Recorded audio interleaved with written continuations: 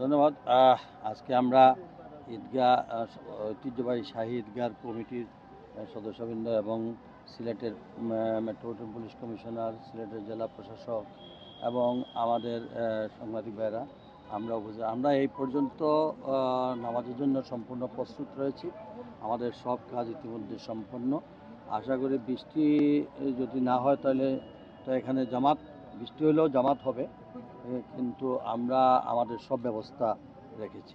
আর দ্বিতীয়ত হচ্ছে আমি অনুরোধ করব কুরবানির চামড়া যাতে কুরবানি দিয়ে বর্জ্যগুলো যাতে কোনো অবস্থাতে ড্রেনে কিংবা কোথাও না, যেহেতু আমার মনে হয় ইতিমধ্যে জানি না সিটি কর্পোরেশন পদক্ষেপ নেবে, তো আমার মনে হয় বর্জ্যগুলো আমরা সবাই যেন যথাযথ স্থানে রাখা হয়, যাতে করে পরিষ্কার পরিচ্ছন্ন কর্মীরা এখান থেকে নিয়ে যায়। আর জামাত সকাল 8টায় অনুষ্ঠিত হবে, জাস্ট 8টায় আমাদের নামাজ অনুষ্ঠিত হবে।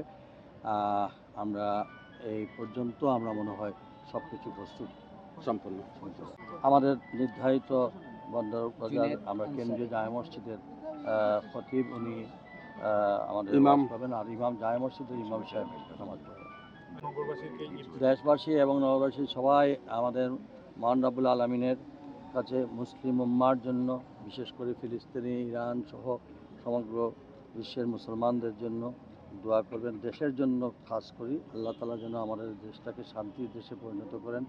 আমরা সকল হিংসা বিদ্বেষ পরিহার করে সকলে মিলে ঐক্যবদ্ধভাবে এই দেশটাকে সামনের দিকে নিয়ে যাই। ঠিক আছে।